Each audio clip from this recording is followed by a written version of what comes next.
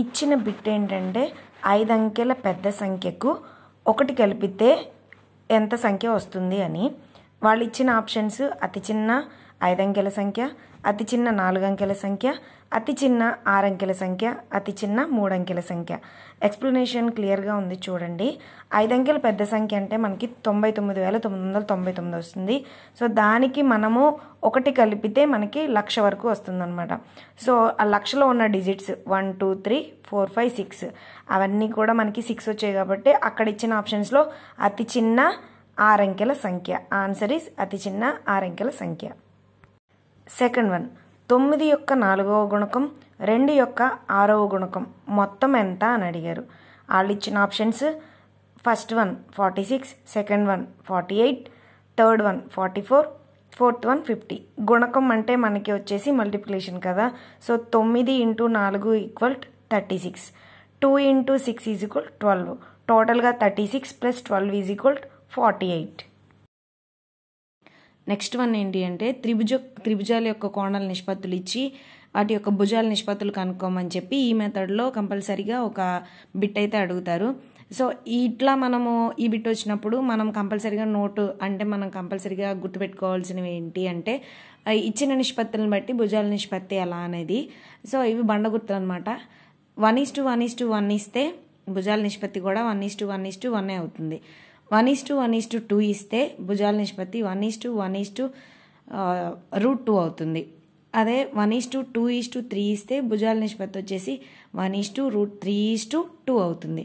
So వాడిచ్చిన bit ఏంటి అంటే లంబకోణ సమద్విబాహు త్రిభుజం కోణాల నిష్పత్తి 1:1:2 అయినా భుజాల నిష్పత్తి ఎంత అని ఇచ్చాడు.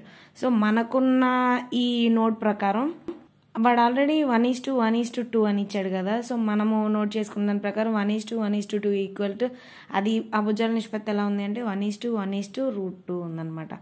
సో ఏదైనా సరే సమద్విబాహు అయినా లంబకోణ సమద్విబాహు అయినా ఏ త్రిభుజం ఇచ్చినా కానీ మనకి నిష్పత్తులు ఈ విధంగానే ఉంటాయి అన్నమాట. సో వీటిని మనం కనుక నోట్ చేసుకొని మనం గుర్తుపెట్టుకున్నామంటే ఈజీగా ఆ బిట్కి ఆన్సర్ చేయొచ్చు అనమాట.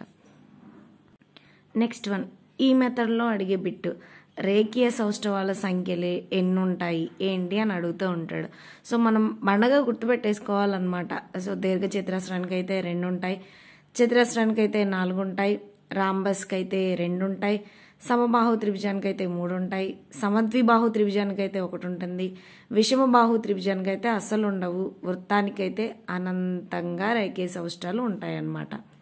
నెక్స్ట్ వన్, ఈ మెథడ్లో అడిగే క్వశ్చన్కి మనం గుర్తుపెట్టుకోవాల్సింది ఏంటి అంటే వాడిచ్చే బిట్ ఎలా ఉంటుందంటే ఈ క్రింది వారిలో గరిష్ట సంఖ్య లేదా కనిష్ట సంఖ్య ఏది అని అడుగుతాడు. సో భూములు ఇస్తాడు, ఘాతాంకాలు ఇస్తాడు. సో వాటిని బట్టి మనం ఈజీగా ఫైండ్ అవుట్ ఎలా చేయాలి, మనం ఏది నోట్ చేసుకోవాలి, పర్టికులర్గా ఏది గుర్తుపెట్టుకోవాలి అంటే వాడిచ్చిన ప్రతి ఒక్క ఆప్షన్లో కూడా చూడండి అక్కడ 7⁸, 7⁸, 9⁸, 8⁸, 6⁸, 6⁸ మనకి నోట్ చూడండి. గరిష్ట సంఖ్య అడిగాడు. సో అలాంటప్పుడు మనకి భూమి తక్కువగా ఉండాలి, ఘాతాంకం ఎక్కువగా ఉండాలి. అదే కనిష్ట సంఖ్య అడిగితే భూమి ఎక్కువగా ఉండాలి, ఘాతాంకం తక్కువగా ఉండాలి. యాజ్ ఏ ఫార్ములా ప్రకారం వాడు గరిష్ట సంఖ్య కనుక్కోమన్నాడు. సో గరిష్ట సంఖ్య అంటే ఫస్ట్ భూమి చూద్దాం. 7 9 8 6. సో వీటిల్లో ఈ భూమి వాడిచ్చిన ఆ సంఖ్యలలో భూమి 6 తక్కువగా ఉందన్నమాట. సో అలాగే ఘాతాంకాలు చూద్దాం. ఘాతాంకాలు ఎక్కువగా ఉండాలి. 8 6 7 9 అంటే భూమి తక్కువగా అలాగే ఘాతాంకం ఎక్కువగా ఉన్నది ఏది అంటే 4th ఆప్షన్ 6⁹. సో వాడిచ్చిన దాంట్లో గరిష్ట సంఖ్య ఏది అంటే 6⁹ అనమాట. అదే కనిష్ట సంఖ్య ఏది అని అడిగితే అప్పుడు మనము 9⁶ అని చెప్తాము. ఎందుకంటే అది భూమి ఎక్కువగా ఉంది అలాగే ఘాతాంకం తక్కువగా ఉంది కాబట్టి అట్లా అనమాట. ఈ మెథడ్లో మనకి గరిష్ట సంఖ్య ఇచ్చిన కనిష్ట సంఖ్య ఇచ్చిన ఈ 2 నోట్ కనుక మనం గుర్తుపెట్టుకుంటే ఈజీగా బిట్ని ఫైండ్ అవుట్ చేయొచ్చు అనమాట.